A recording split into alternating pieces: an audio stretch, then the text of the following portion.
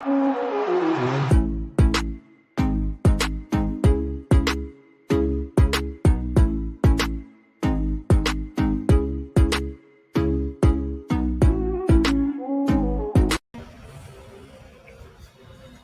up, everyone? I am Brandon Hay at HayB3, and you have just joined What the Fantasy.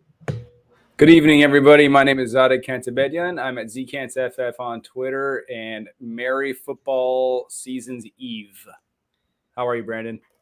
I am very good. I feel like I didn't have quite the day that you did. No, I took it upon myself to have a day because I deserve it.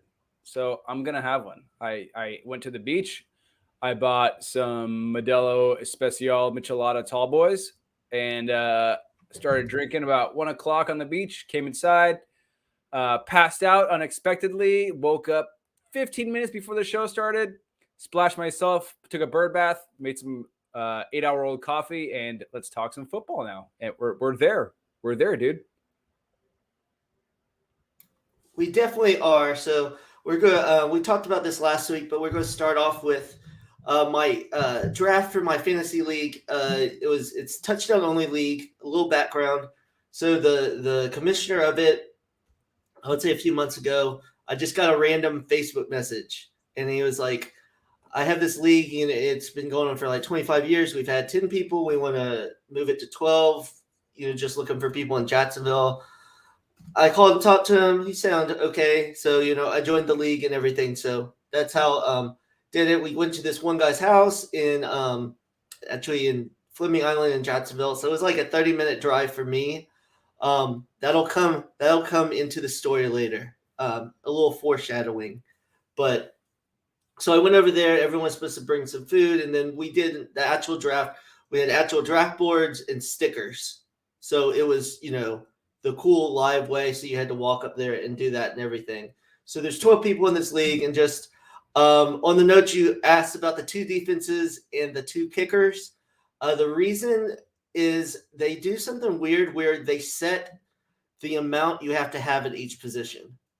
So you have to have 2 quarterbacks, 5 running backs, 5 wide receivers, 2 tight ends, 2 defenses, and 2 kickers. So they set the actual numbers, which I don't love because I like flexibility. And, if I wanted to get 9 receivers, I think I should be able to do that.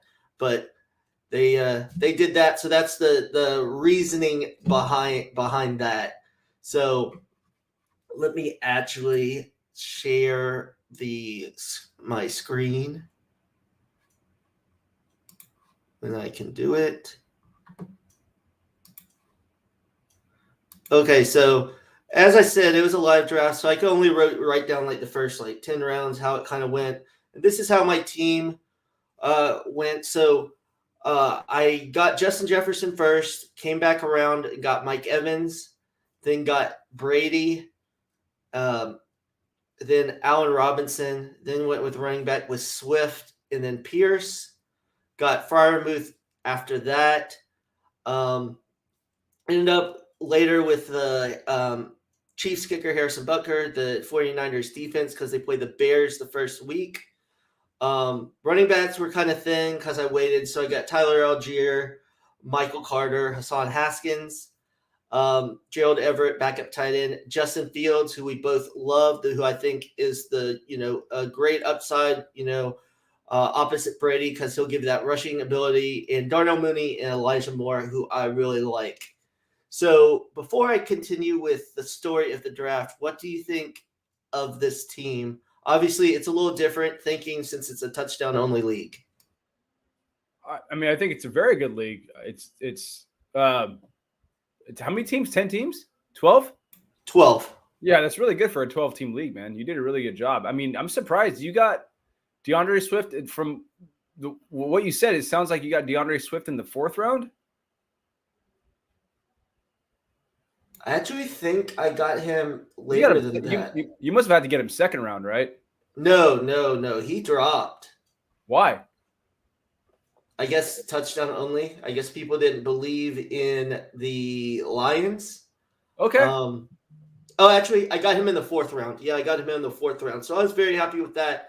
as you look at this, what I originally thought was when I picked at 10, I was going to take a quarterback, and I figured it was going to be, someone maybe like Jalen Hurts. And then I crunched some numbers because in this league, you get double points if a quarterback runs it in. If a running back catches it or throws it, you get double points. So I did that, and while it moved Jalen Hurts into the further up, it's still, even those double points only moved him up so far. So the quarterbacks that throw over 40 touchdowns were really the ones you wanted. So when I saw only 3 quarterbacks go before me, that's when I switched and decided to go wide receiver. And then I did wide receiver again with Mike Evans. And then I wanted to get that stack with Tom Brady.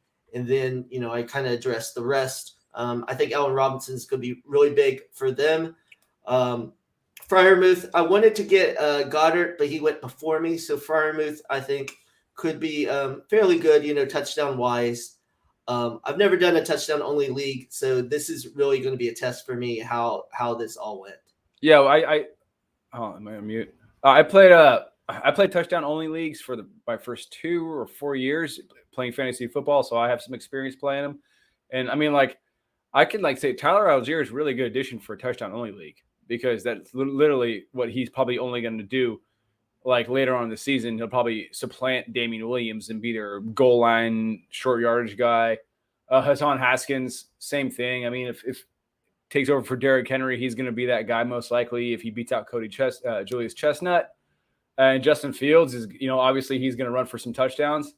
So yeah, I think it's a really good team, very stable team for a touchdown-only format. And yeah, Dameon Pierce, he'll probably be ranked high in touchdown-only leagues.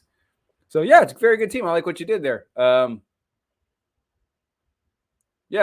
tell us about – you want to talk about the edible or Yes, let's talk about that. So we had there's a message board, and everyone was saying what they were going to bring. Someone said they were going to bring brownies, and I asked, are they going to be special brownies? Then someone else said, well, he said no, but then another person said, I'm going to bring lots of special treats. And did he ever? Whole thing, of Tupperware thing of, I guess he has this company, all kinds of different things, gummies, cookies, brownies, Rice Krispie treats.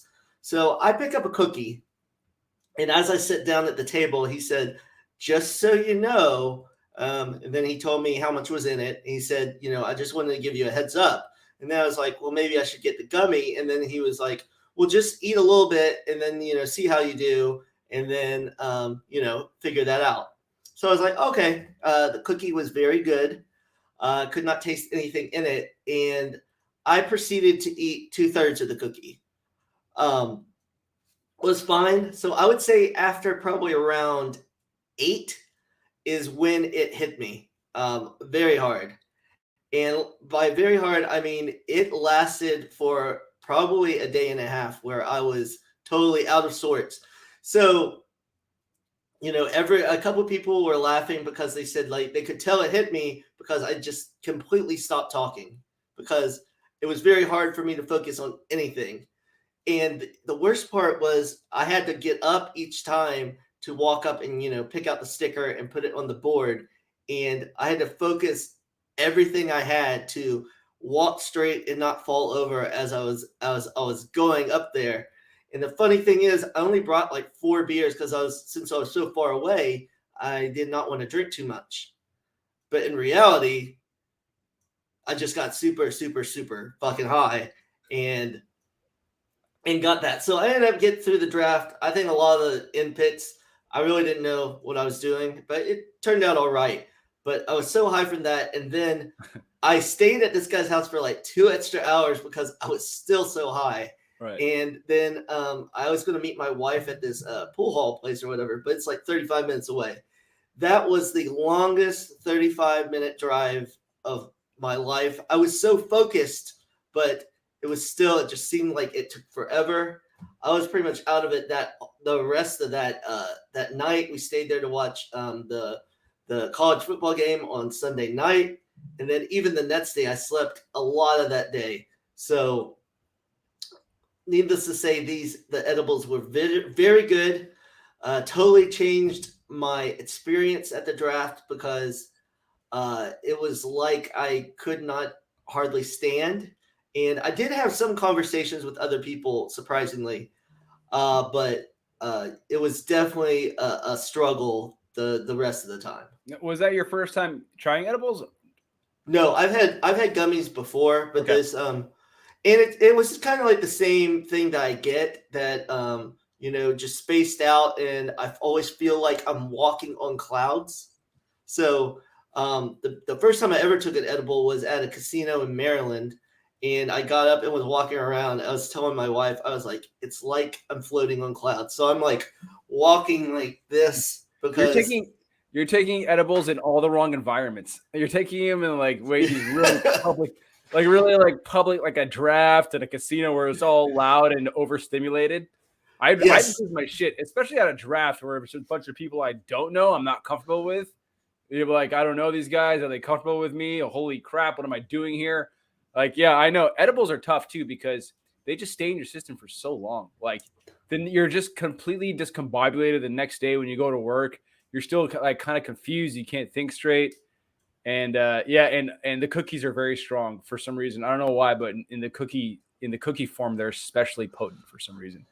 Yeah, I've never had anything other than a gummy. Yeah, So I have gummies downstairs. I use those for like anxiety and stuff like that. But I'll take half of a gummy if I'm feeling stressed out and anxious. I take half of a gummy, put on some Lord of the Rings, shut the blinds. I don't answer the phone. I don't go outside. I don't talk to anybody.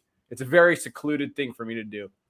So I met my wife. I gave her the other third of the cookie, and she had similar results. She went on a laughing spree at the bar for like at least a good 15 minutes. That's funny, dude. So the bartender was laughing at us because we're good friends with her. So it was a good night, but obviously, like you said, I need to not take these edibles at these environments that aren't conducive for me to succeed. It's a good story, man. Thank you for sharing that. That's funny. No Hey, problem. your team out turned out really well, regardless of what happened. Yeah, I really hope so. So if anything, it's a testament to how good of a drafter you are. Well, thank you. I appreciate that. So now let's get into some things for this week. First of all, we're going to talk about backfields to watch early in the season. So I'm going to start with my first. I feel like it's like this way every year, but the Eagles backfield. We've heard, Kenny Gainwell has gotten some reps with the first team. I think he's looked good, but then in games, Boston Scott has been their first team when Miles Sanders has been hurt. Last I heard, he was still struggling with some injuries. Then they, have Kennedy Brooks, and then they signed Trey Sermon, which just adds even more crap to that whole thing. Even though I think Gainwell could succeed in that role, I just don't know if they're going to give one person that role. I think it's just going to be a mess, all those different bats. I could see Boston Scott not being active one game and then Gainwell not being active another game. I just think it's going to all change. I guess the only upside is if Trey Sermon can bring you back anything, if he can actually get on the field. So the Eagles are definitely one that, and on top of that, Jalen Hurts running ability, going to take away rushing touchdowns. So, if I can, I want to stay away from that Eagles backfield until I see what's going to happen. I like Boston Scott before Trey Sermon got there. I don't think Trey Sermon is really a threat to Kenneth Gainwell because Kenneth Gainwell is more of a pass catcher. He is a good runner, but yeah, he is more of a pass catcher. And I think we see the pass attempts on the Eagles regress back to more towards the league mean of pass attempts, or they're not going to be so conservative with the run game now. That's just my opinion. But Trey Sermon over there now makes Boston Scott kind of like a useless waiver wire pickup because Trey Sermon can easily come and split touches or take over that role. I think he's probably a better fit in that system than he was in San Francisco. So yeah, it's going to be one to watch, especially week one. I think he'll tell us a lot about what Sirianni wants to do. And we've seen Sirianni not take long to pivot from an originally of a game plan that he intended to do, right? So we've seen him in 2021 come off this pass-heavy game script this offense that he wanted to use in the first 2 weeks, use Kenneth Gainwell, saw Kenneth Gainwell be relevant, and then see the offense struggling and revert back to more of a run-heavy offense. So it's important to see, like, not only what running backs are being used, I think, with the Eagles, but also how the offense is performing. Are they playing really well? Are they being efficient? Does it seem like a smooth transition to the passing game? If they are, I think that trend is more likely to continue with running backs with whatever we see. So yeah, it's definitely one to watch. I agree. The one I selected was the Patriots. I think Ramondre Steven and Damian Harris are going to be definitely there. There are a couple of running backs that have been spoken about through this entire offseason. A lot of people are talking about Ramondre Steven as a pass catcher, but Damian Harris actually was on the field for more passing down snaps and ran more routes than Ramondre Stevenson did. Granted, it was in two more. Damian Harris played in 2 more games than Ramondre Stevenson did. But I believe if Ramondre Steven, if you extrapolated it out, it broke even. So there's no one that really has the edge. In my opinion, I think Ramondre Steven is just a better receiver. He's just more smoother receiver. He just seems more natural at it. Damian Harris can do it, but he seems more clunky at it. So it's going to be one to watch. I like them both as runners. I think actually Damian Harris doesn't get enough credit for being a very physical runner. Ramondre Stevenson is a very physical runner. It takes more than one tackle. It's very hard to bring down, but Damian Harris is a very difficult guy to bring down in his own right. So I think a lot of people are underselling him a lot. I think the fantasy hype train has kind of run away. It's kind of gotten away from the practicality of the players, of how the football coaches see these players. So I think we're going to see more of an even split than we'd like to. I don't think it's going to be a Ramondre Stevenson runaway train. And Ty Montgomery, let's not forget about him. They clearly want to use him too. Yeah, that's very interesting. I think Damian Harris is going to regress from the amount of touchdowns he had last year, but he's still going to be very involved from running the ball, between the 20s. Same with Stevenson, and I actually forgot about Ty Montgomery, but they have Pierre Strong, the rookie that they got. So I think normal Patriots type stuff, they're going to use all the running backs. I think the main two you obviously want are, Stevenson and Harris. But I could very easily see it be like a lot of teams, the hot hand type thing, who's running the ball better that game. So you won't know game to game. So that'll be very interesting. So my next team is actually the Jaguars. But just because, I don't know if it's just coach speak or whatever, but at least the words coming out, from the Jags is that James Robinson is pretty close to 100% and he can get his full workload. I just want to see that and how he does. Because if he does, it kind of changes everyone's thought about that backfield coming in, because no one really thought James Robinson would be healthy enough to get that, high workload. And it might change what ETN really gets running between the tackles. And then, obviously the backups kind of move themselves back even further. And if both are healthy, then they might run the ball more than we anticipated. Kind of limiting a little bit of the hype that we thought with Trevor. They're still going to have to pass the ball, but ETN might be in the slot more even than they even thought if James Robinson is healthy enough. Obviously, it'll be wear and tear through the season, so he might be healthy at the beginning. By the mid, might not be able to do that. But I think that's going to be very interesting what Peterson is going to do, because we've seen he loves to, run the ball and, split carries at times. So it'll be interesting what he does with the Jags. Yeah, and you know how I feel about James Robinson and the whole Achilles thing. I mean, and it's not based on my opinion. It's just how I look at other. I mean, it's just every single licensed medical practitioner, doctor in the fantasy space says that the likelihood of returning to, his former 100% is, the odds are low. So I mean, whatever 100% he's at now, I wish him the best. I hope he's back because he's one of the best players to watch run. But let's not also forget that they also signed JaMychal Hasty, who's a great receiving back out of that backfield, and the Niners probably had to cut reluctantly, I think. But he served them really well. He's a fine runner for a smaller guy. He's a violent runner for a smaller guy, actually, too. And every time I scroll past JaMychal Hasty's name on the waiver wire, even in the deepest leagues, I'm like, man, he's one of those players that we'll talk about. Probably I should bring up in the next segment we're going to do in our thin slicing segment, because he gives you that feeling of, man, I feel like he's going to be something, man. And moving on to the next backfield, we got the Arizona Cardinals backfield. We have James Conner, who's locked in as the RB1, but we have Benjamin and Darrell Williams listed as co-starters on the unofficial depth chart of the Arizona Cardinals. It's tough. I think Darrell Williams is going to be the RB2. Benjamin has been in the league for, multiple years now, for several years now. And Darrell Williams has been in the league just as long as Benjamin has, been so much more productive than Benjamin has.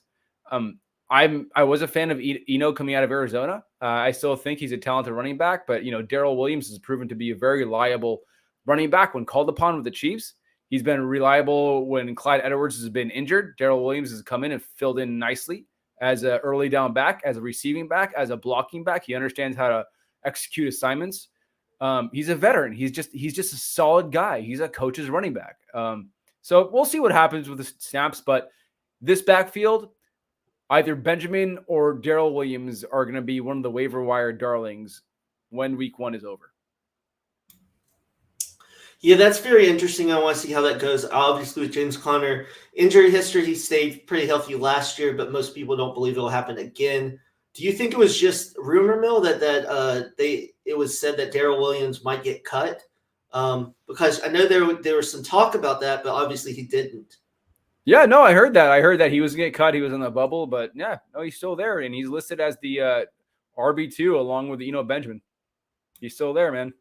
Yeah, I still have Eno on a few teams. Still holding out hope, like you said. I really wanted him to do well, and he just hasn't gotten on the field. Gotten a little bit in the preseason, so that'll be interesting. So my last team is the Buffalo Bills.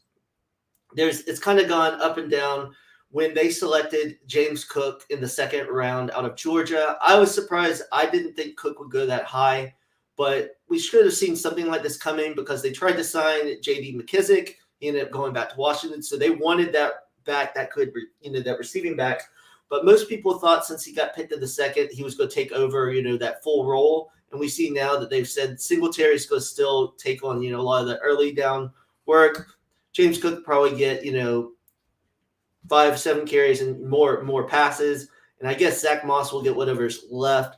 It will really be interesting to see how that really goes. So if James Cook, breaks off a couple long runs at the beginning, do they still hold true to giving Singletary, a lot of those carries, or do they kind of go back and forth?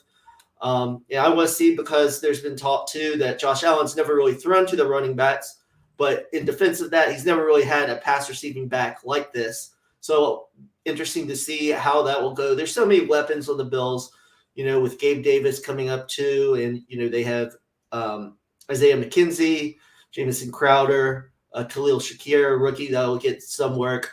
How they'll distribute all those touches, running the ball and passing the ball, is very interesting to me with that, very high octane offense. Yeah, I think tomorrow night is going to be an excellent. It's going to be just an excellent showcase and a display of everything we've been discussing for months now. I mean, we've been discussing Gabriel Davis and the Rams backfield and James Cook and Isaiah McKenzie and Josh Allen, how the new offense is going to look, and Matthew Stafford's throwing arm. There's been so many, and now Van Jefferson's out. Who's going to be the wide receiver 3? Is it going to be Lance McCutcheon? He was Lance McCutcheon was the seventh highest graded wide receiver by PFF during the preseason, man. It could be easily Lance McCutcheon. He could be a waiver wire guy by week 2, man. It could be insane. I know it's hard to believe, a UDFA. I'm a fan. I don't know who isn't, but I mean, I'm going to go on a rant right now. There are so many things that have changed, I feel like, that are all it's kind of hitting me like a groundswell right now, because there are so many things that we're going to see by week 1. I don't remember feeling this way about the anticipation of watching just things come together. It's kind of like the T1000 when he used to blow off a piece of his arm and then all the pieces started to come together and like form into like the one arm. Like, I feel like that's what we're going to kind of see, like everything kind of gravitate, because everything's kind of like in chaos right now. It's like the beginning of the universe and everything was just kind of in pieces and everything started to come together and take form and life was created. I feel like that's what's happening right now. I feel like everything's in chaos. We've all been talking the shit out of it for fucking 8 months and it's all going to come together finally. That's my rant. I'm sorry. But my final backfield, sorry about the rant, is the Chargers backfield, primarily because we know who Austin Eckler is, right? RB1, that's not changing. He's top 5 pick, I think, in my book. But behind him, we got Sony Michel, who just came to town. Joshua Kelly, he was there before that, but I think he was there before that by deference, by default. He was there because they had nobody else. Behind him, there's Larry Roundtree. It was going to be the Austin Eckler show. Sony Michel's there. I still think it's going to be the Austin Eckler show, but Sony Michel proved to be very good with the Rams last year. Darrell Henderson got injured, and he came in and he helped get that team to the Super Bowl. And he's going to be there this year. And I still think that Sony Michel is one of the more under rostered players in fantasy football right now. People have completely overlooked Sony Michel. He was cut by the Dolphins. I thought he would stick with the Dolphins, but he's here on the Rams right now. And again, another guy I think that's going to be one of the players that people are going to be clamoring running to the waiver wire for by the big end of week 1. Definitely, yeah, I agree on that. I was very surprised that the Dolphins got rid of Sony Michel. I know they have Raheem Mostert second, but I mean, injury prone also. So I would think they were going to keep both of them. So that did surprise me. So now I'll let you lead into the thin slicing segment, something you brought up, and go on ahead. Right. So I brought up this segment to Brandon because it's something that kind of like it's the core of, I think, what a lot of fantasy analysts are. Thin slicing by definition is, okay, this is per Wikipedia. Thin slicing by definition is a term used in psychology and philosophy to describe the ability to find patterns in events based on thin slices, which are narrow windows of experience. The term refers to the process of making very quick inferences about the state, characteristics, or details of an individual or situation with minimal amounts of information, right? So we're basically having we're having premonitions about the future based off of very small experiences, being exposed to very small experiences and having that kind of click with our subconscious, right? And like having those experiences tap on to the past of what we've gone through as analysts. We've been through fantasy football for the past 10 years, right? And there's always something that we're going to see when you play fantasy football or do anything for such a long time, whether it's your police officer or, or a politician or whatever you are. There's going to be some instances where you do things and see things that relate to that position you're so experienced with that trigger something and get you feeling something about that. It's intangible. It's really unexplainable. But in fantasy football, I think we all see it every single year in all of our own ways. We all see something. We don't say anything about it because it's just a small thing. We don't want to say anything, get ridiculed about it, but it happens. It comes to fruition a few weeks down to the season. You're like, I knew it. I knew that was going to happen. I saw it happen in the preseason. I knew that was going to happen. And so I wanted to touch on this and talk about it because I think it's something that's primal to us, as fantasy analysts, is that gut intuition, that very human thing in a space filled with spreadsheets and numbers and very empirical structures where you're not allowed to go outside of the lines, where you're supposed to stick to the books and the percentages route run and the targets per route run. There's a very human aspect still to this, where all of this came from. So with that, I want to talk about my first thin slicing moment I had of the offseason was watching Skylar Thompson play in the preseason and seeing how comfortable he looked as a quarterback. Now, he looked really good throwing against zone coverage specifically. He looked very comfortable. He looked very comfortable against pressure. He threw very well against pressure. He layered passes into zones very comfortably. I am not saying I saw him throw against every single type of coverage, but from what I saw, it was a thin slicing moment. Something clicked with me. It sat very comfortably with me. And I think he offers more than Teddy Bridgewater does as a passer. Teddy Bridgewater, we know what he is. He's a game manager who's very, he's just bland. People know how to plan for him, but Skylar Thompson offers more than that as a quarterback. And look, Tua, we'll see how it works out with him. I think, I'm not sold on the guy. I'm not sold on the guy right now. And he hasn't done anything. I've watched him last year. I don't understand the people why they're so excited about him. I'm not very excited about him. I watched him, just doesn't do anything for me. So I'm just saying I had a window. I saw a thing where Skylar Thompson was playing as the lead quarterback for the Dolphins sometime later on this year. Just as I know it deserves ridicule, but again, these are very, very small windows that we go on. So that's my first one.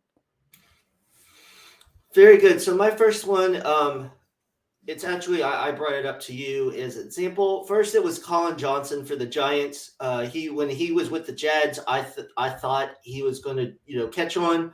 I really liked him at Texas, but he was finally really showing out with the Giants. And the Giants, Kenny Galladay, we don't know what he is. A lot of the receivers are injured. Sterling Shepard's coming back from injury. There was talk Darius Slayton would get cut. Kadarius Toney coming back from injury. Wan'Dale Robinson, I'm excited about, but he's more the slot guy. So since Colin Johnson was hurt out for the year, it's David Sills because they openly talked about Sills and Johnson playing well enough not to just make the team, but to get significant snaps. So even though other players on that that wide receiving core is paid more, I could see them in their production looking very good on the field. And showing better effort than a lot of times Kenny Galladay has, that David Sills could get some serious playing time for the Giants in that wide receiver rotation. And that's such a perfect thin slice because, Kenny Galladay, what we've seen reports of him being stiff as a mannequin, looking like a mannequin out there and like having no desire to really play. And Sterling Shepard, he's coming back, but he's coming back from an Achilles injury. And Kadarius Toney, he's always injured. And you got Wan'Dale Robinson, who's a rookie, right? So, like, David Sills, why not? Right? Why not? If he's playing good, he's going to see playing time, right? It's easy path for there. Easy path for it. My second guy is Greg Dortch, running a wide receiver out of from the Arizona Cardinals. Smaller guy, I believe, is 5'7", but he played really well. I think he was splitting time with Andy Isabella. Andy Isabella was drafted by the team about 4 years ago. He got a lot of play time this offseason, but I think it's primarily because the Arizona Cardinals were trying to shop him, get rid of him, get some trade value for him. Nobody bit, so they kept him around again. But I think Greg Dortch, in the off, he has a path. He has a path to playing time with Antoine Wesley on the IR, DeAndre Hopkins being suspended. There's a path for him to see some playing time and slot snaps. Now, I don't know how this is probably for really deep fantasy leagues, so don't go picking him up in 12-team leagues. But in the preseason, 3 games played, 27 targets, right? 164 yards and 1 touchdown, right? He put together some solid numbers. He's a slot player. He averaged 11 yards per reception. So with both those guys out, with both Wesley and Hopkins out for the time being, I think we're going to see some Greg Dortch. I think Greg Dortch is going to put his name out there, and who knows, he might build some momentum. He might become a valuable slot player for the Arizona Cardinals. Maybe. I don't know. We'll see. That's my second guy, Greg Dortch. Yeah, so my second guy, I don't feel nearly my last 2 guys, I don't feel nearly as great about, but one player is Penny Hart for the Seahawks. He kind of flashed their last preseason game, even if it was with Drew Lock. So a lot of people think that they are going to go a lot more 2 tight end sets for Seattle this year, but I could see them being behind, going to 3 wide receivers, and there's DK, Metcalf, and Tyler Lockett, but that third wide receiver is really up in the air. And also with quarterbacks that aren't nearly as good, a lot of times they look for the middle of the field. So, either tight end or slot receivers going across the middle could be very important. Like you were saying, this isn't for 12 teams. This is for much bigger leagues or stashes or maybe even dynasty. But I think Penny Hart, of all those other wide receivers they have there to vie for that third spot, I think he's just as easy to get in there. So, he's a name to kind of keep watching. And my third final 2 guys, actually, they're on the same team, are Justin Watson and Jordy Fortson of the Kansas City Chiefs. Justin Watson is, I believe, a 4-year starting, a fourth-year wide receiver. And Jordy Fortson, I believe, is, a third-year tight end. Justin Watson is an absolute athletic freak. And Justin Watson is very athletic as well. Jordy Fortson. Justin Watson, right now is currently he's second on the depth chart behind Mecole Hardman, right, on the Kansas City Chiefs. Now, this whole Kansas City Chiefs wide receiving core, I think everybody outside of Travis Kelce, Juju Smith-Schuster included, like, there's no clear lead wide receiver. And I don't count Juju as a lead wide receiver. I mean, he's experienced, but I don't think he's going to be the apex 24% target share wide receiver. I don't feel it in my bones. I don't see it. They have Marquez Valdes-Scantling. Sky Moore, rookie, small school guy. I like him, but we'll see. Who else is there? Mecole Hardman, right? There's nobody really that is going to stand out on this team. Now, Justin Watson played above 60% of his snaps out of the slot in the preseason. He's a massive guy, seam stretcher. You're playing cover 2, middle of the field open. Justin Watson stretch the field for a huge gain. He can play at the flank. He can play short. He can play flat routes, short slant routes. I was watching him all his routes run in the preseason. He's a big guy.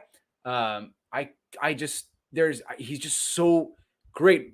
Patrick Mahomes saying nothing but good things about him in the preseason. I just keep him on your radar. He's just so enticing on this offense. This guy offers so much athleticism on such a good offense. He really fought hard to make the team. He has a chance. Just keep him on your radar. The second he starts to make noise that 1 week, just go ahead and add him if you have a chance in a deeper league. Jody Fortson is a tight end. This is a nod more to tight end premium leagues. If they start using him more out wide and in the slot as a receiver, he's not a blocking tight end, but he's gonna be classified as a tight end in your leagues. Jody Fortson, if he emerges out of this ambiguous wide receiver core, just saying, remember Jody Fortson. He is the biggest dart throw in the history of fantasy football, but just remember the name. That's it. Those are my guys. Yeah, I think Fortson definitely is a good one because, like Mahomes said, they're going to spread the ball around. And, if you're, especially at tight end, need someone, you could throw him in there just hoping for a touchdown or something from Mahomes. So my last one is Tim Jones, wide receiver for the Jaguars. He was signed as an undrafted free agent last year. This year in the 3 preseason games, I don't count the Hall of Fame one because that not many people play and it's pretty sloppy. So over 3 games, he has 13 receptions and over 200 yards. I know a lot of times that's against lesser competition, but I mean he's playing with lesser quarterbacks too. We think the main 3, should be the main 3 are Christian Kirk, Marvin Jones, and Zay Jones. But who knows? Tim Jones could maybe move up in the 3rd wide receiver role. I was surprised that they cut Laquan Treadwell, then they traded Laviska Shenault. So he's that next guy after those 3. So he's someone definitely to keep an eye on if he can. He did enough to get on that 53-man roster. If they see a lot of that in practice, they might put him in the lineup with Trevor Moore. And if he can get some connection with Trevor, who knows? He could be able to, take some snaps possibly away from Zay Jones or in 4 wide receiver sets, get some of that. Another, a deep, kind of stash, but someone I would kind of look at for that Jags offense that I think is going to be improved and better than people think. Good one. Okay.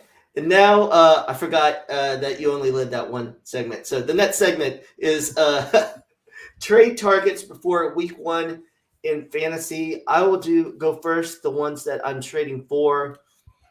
I've been doing this in the offseason with Michael Gallup. I know he's going to miss, the first few games, but we've seen the Cowboys, they have CeeDee Lamb. They like Jalen Tolbert, but who knows, as a rookie. So Gallup's coming back. He's going to be very involved in that offense. So if I'm a contender or even dynasty, I want to get him because you can maybe get him fairly cheap because people, with the injury and everything. And another receiver I'm looking to get before he has some good games is the rookie out of Cincinnati, Out Pierce for the Colts. They've said that it looks like, he might be running in some of the 2 wide receiver sets, if not that, 3 wide receiver sets. And they need a receiver to step up outside of Michael Pittman. The tight ends, are not experienced or, put forth that much production yet. So we know Matt Ryan's going to need to throw to someone else, and Out Pierce, as a rookie going forward could be a steal, that someone to, be a wide receiver 3 or a flex on your team. Michael Gallup, I absolutely agree. I mean, I had a rookie draft in May, and I was in the 3rd round. I had the 2nd pick of the 3rd round in a rookie draft, and I was on the clock. and some guy had the 5th pick in the rookie draft. So he wanted to move up 3 picks. Right. So he offered me Michael Gallup. No, he had 2 picks and he wanted to move up 3 picks. He had the 5th and 4th and 5th pick. So he wanted to move up.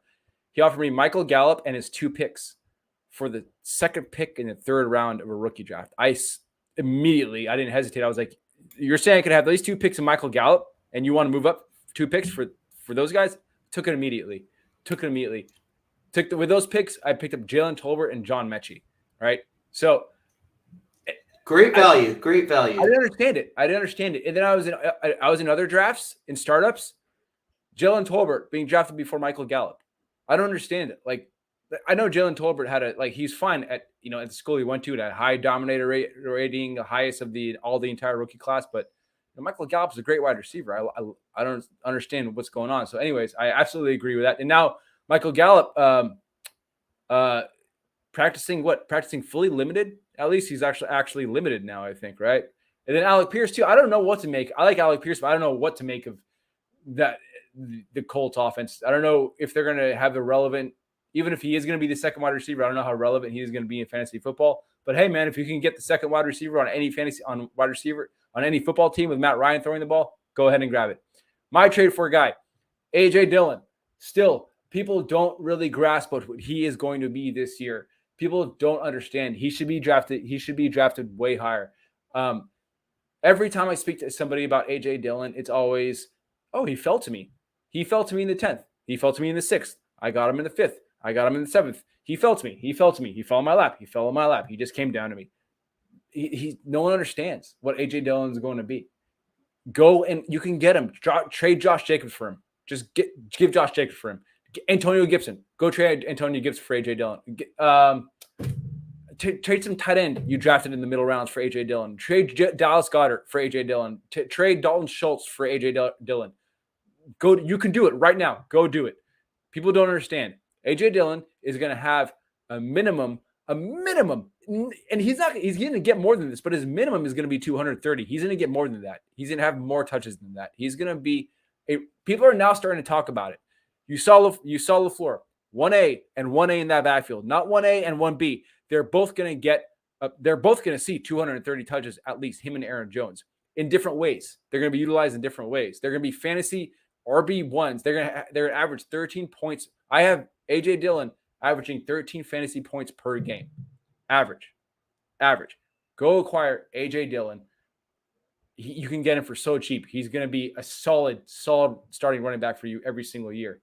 That's my trade for him. Yeah, that's definitely a good one. And I'm just surprised with everything that's happened with the Packers in the offseason, the injury to Lazard, and then, Christian Watson being injured, not really get going. Romeo Doubs has had a little uptick, and with them talking about, they're both going to 1A, that he hasn't kind of moved up in drafts because I've seen, the ADP still going at least after the sits or in the sits, which I think is crazy because they're going to run the ball a ton. He's going to get receptions. He's not a bad receiving back. And he's just a monster when he gets the ball. And when it gets cold in Green Bay, they're going to want to give him the ball and let him run a ton because we've seen, especially in the playoffs, when it gets cold, the weather gets bad, Rodgers doesn't necessarily have those big games, and then they have to depend on something else. Yeah. So I think that's great. So tradeaways, I have 2. One is Chase Claypool. If I found some people that still believe in the talent, still love him, I would try to trade him if you get good value because I think George Pickens is eventually going to take him over on that. And I just don't know if he'll ever even if he doesn't this year, I don't know the production for Claypool. And then another player for me, a lot of people like is Mike Williams. I think he's going to have a good year, but I don't think he's going to have the great year that people think. Keenan Allen's going to still get a lot of those touches. Austin Eckler. They talked about Palmer, about how he's going to be very involved. So he's going to take away some of those targets. So if someone's really high on Mike Williams and thinks he is like a top 12 receiver, get all that value while you can before, and also there's that injury history that he has. All right. Man, yeah. So this is this like a dynasty trade away? It could be either. Okay. All right, so my final one is trade away Antonio Gibson. So if you haven't been following along, Antonio Gibson's offseason has been a nightmare. It's been an absolute nightmare. It's been so tumultuous. Brian Robinson came onto the scene, drafted out of Alabama, day 2 pick for the Washington football team. He pretty much took over the job first week of the preseason. And there were reports coming out of their camp prior to preseason football that he was competing. He was neck and neck with Antonio Gibson. Unfortunately, he got shot in a robbery. Brian Robinson did. Already, Brian Robinson off crutches. Now, I don't think Robinson is going to be back this month, right? But Antonio Gibson's fantasy value has spiked, right? Brian Robinson is probably going to come back sometime before midseason, I think. I'm not a doctor. I'm feeling the way things are trending right now. I think he's going to come back before midseason. If you can trade away Antonio Gibson right now for a higher A.J. Dillon, like I said earlier, if you can do that right now. I think you can pull it off. I think you can pull off that trade right now if you do it this week. But you have to do it before week 1. He is a guy that is going to see his upside. We've already seen that last year, Antonio Gibson with J.D. McKissic was one of the most frustrating running backs. Carson Wentz doesn't throw the running backs, right? So already Antonio Gibson has limited receiving upside. J.D. McKissic is loved by the Washington football team. Ron Rivera stole him back from Buffalo as J.D. McKissic was about to sign with Buffalo. I think J.D. McKissic is going to be more involved on early downs because they still don't really have confidence with Antonio Gibson as an early down runner. Now he's going to have to do a lot, probably in 1 week or 2 weeks worth of work to prove his worth and that he is a reliable runner with the ball as far as ball security goes. But I think J.D. McKissic severely caps Antonio Gibson's upside. So I think he has really no upside at all unless he breaks off a long run. That's pretty much it. Once Brian Robinson gets back, it's over. It's the Antonio Gibson show is over. So trade away Antonio Gibson right now while you can. Get A.J. Dillon if you can. Travis Etienne. Go get Travis Etienne right now if you can. Breece Hall. Right now, Breece Hall, people aren't too high on him. I'd rather have Breece Hall than Antonio Gibson.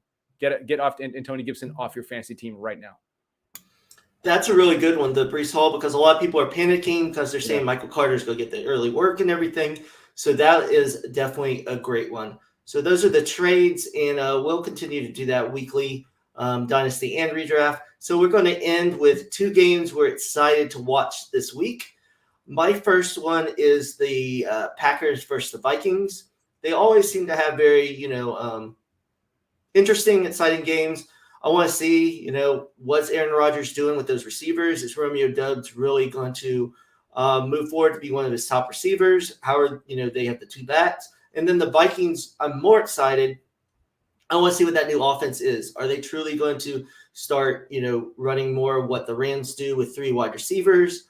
Are they going to pass the ball more? I think Adam Thielen could definitely have a great season, especially for redraft.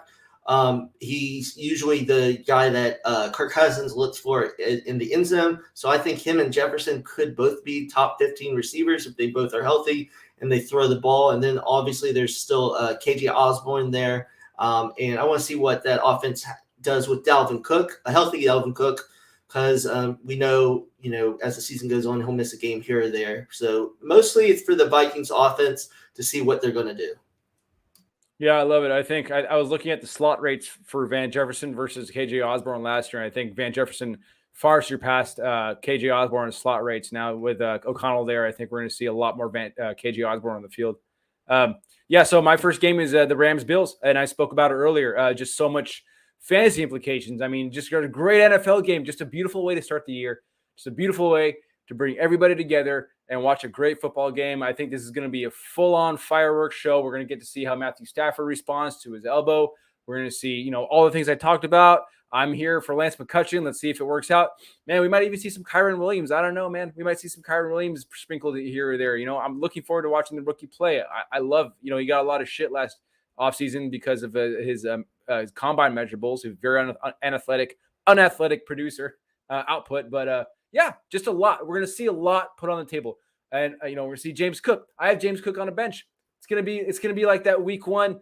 You don't know what your guy's going to look like. So this is going to be his tryout for your fantasy team, right? Like, how is it going to look? What are we doing? Like, okay, do we have something to look forward to going to in week 2? Can I maybe slot him in as a flex, maybe as a week 2, as a, RB2 and PPR formats? So yeah, I think it's going to be plenty of fantasy implications. Gabriel Davis Twitter is going to be a nightmare if he has a bad game. I'm not going to show my face because I am part of that crowd, the supporters. Yeah, that's definitely going to be a great game. Go off a little bit on it. For rookies, do you usually start rookies the first week, or do you want to see what happens that first week, or does it just kind of depend on which rookies? Yeah, it depends. Like, I think, for the rookies on the Rams side, I'm not touching any of the rookies on the Rams side. Say, like, if we're talking about the Saints, Chris Olave, I'm starting Chris Olave in week 1 in, like, say, 12-team, 3 wide receiver leagues, right? I think I'd be forced to start Chris Olave because that's deep enough that would warrant it. Who else is there? Like Garrett Wilson? I don't want to start Garrett Wilson. Yeah, I don't either until I see what's going on there. Right. Even Treylon Burks. Wouldn't want to start Treylon Burks even in a 12-team, 3 wide receiver format. Wouldn't want to do that. So it all depends. It's all really relative.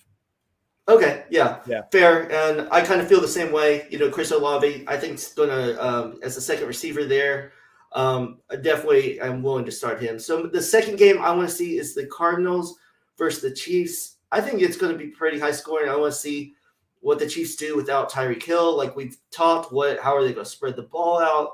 Is CEH still going to be the lead running back? How are they going to spread out those carries? And then with the Cardinals, they've got some new weapons there without D-Hop. I want to see, Kingsbury let Kyler call some plays, in the preseason. I want to see maybe if that helps him, understand what's going on in the offense, because sometimes I think he just uses his, athletic ability and doesn't really dissect the offense as well as he could. He's back with his Oklahoma, teammate, Marquise Hollywood Brown. Also, I want to see, are they going to finally unleash Rondale Moore? Let unleash Rondale Moore in that Christian Kirk type role. Don't just throw him 2-yard passes behind the line of scrimmage all the time when it's so obvious what they're going to do. I think there's there should be a lot of scoring in this game, a lot of fantasy implications. So I'm very excited for that one. Yeah, we're going to see a lot unfold in this one too. And also, like, Zach Ertz, he was seen back at practice. He was dealing with a calf injury for the past month. The calf injury, I feel like, on a side note, it's kind of like this new epidemic injury that's been coming up that we saw last year. We saw a lot of players dealing with the calf injuries, and I never thought it was such a serious thing, but apparently it's a month long, like several weeks. Very, very, I hate that injury so much. It's like this new thing that's like coming through the league. So Zach Ertz was dealing with that, and a lot of people were saying Trey McBride's going to be the next man up. I wasn't so sure about that. Year 1 NFL tight end, first game, I was thinking more Max Williams, but anyways, we'll see what happens with Zach Ertz and the backup tight end. My final game is Niners-Bears. This is not going to be, one of the higher scoring games on the NFL Week 1 slate. But, we have a lot to discern here. We have a lot to go through. We have on the Niners side, we have how Shanahan didn't show us anything in the preseason of how they actually intend to use Trey Lance. I think Trey Lance is a candidate to have at least 8 rush attempts per game this year and match Lamar Jackson's career average of rush attempts, primarily because when you look at him as a passer, he's not there yet. You look at his strengths. You look at how Kyle Shanahan runs the wide zone with a naked boot a lot, how he gets players in space. He's got so many different schemes. You want to see how they'll use Trey Lance? What's the rotation with Jeff Wilson and Elijah Mitchell? Do they tap into Tyrion Davis-Price? Do we see some Jordan Mason? That'd be very nice. How involved is Brandon Ayuk? Depending on game script, let's see what happens. On the Bears side, same thing. Justin Fields, athletic quarterback. They're gonna get him into space. Same thing. A lot of naked bootleg play action passes. The run game is probably not going to be a factor as much as it is on the Niners side. Niners that's one of their strengths. Bears this year with an offensive line, they're going to run the game. They're going to run the ball just to probably keep the defenses honest, but it's not going to really serve them well. Let's see what Justin Fields does. Let's see how much he produces as a rusher, because I think he's going to be one of the more, Brandon, you think he's going to be one of the more underrated, overlooked fantasy assets. People have this bad taste in their mouth primarily because of the fantasy offseason echo chamber about the Bears and they're going to be look bad and they're terrible and this and that. So, people get carried away with that and it affects ADP and just general perspective. So this is going to be an interesting 2 unknowns, 2 QBs actually like having a real rookie year with, the Bear, just Fields having a competent head coach somewhat. We'll see. And then Trey Lance getting a fair shot to have a full offseason as a starter. Yeah, it's one of the more under the radar games, but there's a lot of storylines, like you said. I think ever since they figured out the Jimmy G situation and keeping him, people have been a little leery on Trey Lance. Actually at my draft, people were saying that they give him like 3 games. I think they're going to give him way longer than 3 games, but it could very well be something to look at later in the season. So it should be a great week of football. Brandon, NFL, yes. Can I ask you some fantasy advice? Sure. Okay, so I have Matthew Stafford in a 1 QB league, and I see Justin Fields. Jalen Hurts got snaked from me. Trey Lance got snaked from me, and Justin Fields is still sitting on the waiver wire. It's a 1 QB league, 7 bench spots. Matthew Stafford is my primary QB1. Should I pick up Justin Fields and stash him and drop Zamir White? Yes. Yes? Yes. I'll do that tonight. Dropping Zamir White tonight. Yes, I like that. I like that very, very much. It's kind of like the perfect scenario. Is this a dynasty league? No, or redraft. Yeah. Still, I like it in redraft because with the elbow Stafford, you never know, and then Fields has that running ability. And say if Stafford doesn't get hurt, you still have Fields. Say he goes well. That's trade bait for a team that might want him or anything. So I would definitely do that because I don't see Zamir White doing enough this year to really be able to play him in fantasy. Is this guy a fantasy football analyst or is this guy a fantasy football analyst? Thank you, sir. I appreciate that. I'll pick him up tonight. All right. I love it. So that's the show for tonight. Make sure to tune into our YouTube channel. We've gotten a lot of views on the not breakdowns. I guess it's breakdowns. The film of the different players I posted that you've done. And also we're at 49 subscribers. Let's get us over 50 subscribers by next week. So everyone enjoy the first week of the NFL and we'll see you next week. Later, guys.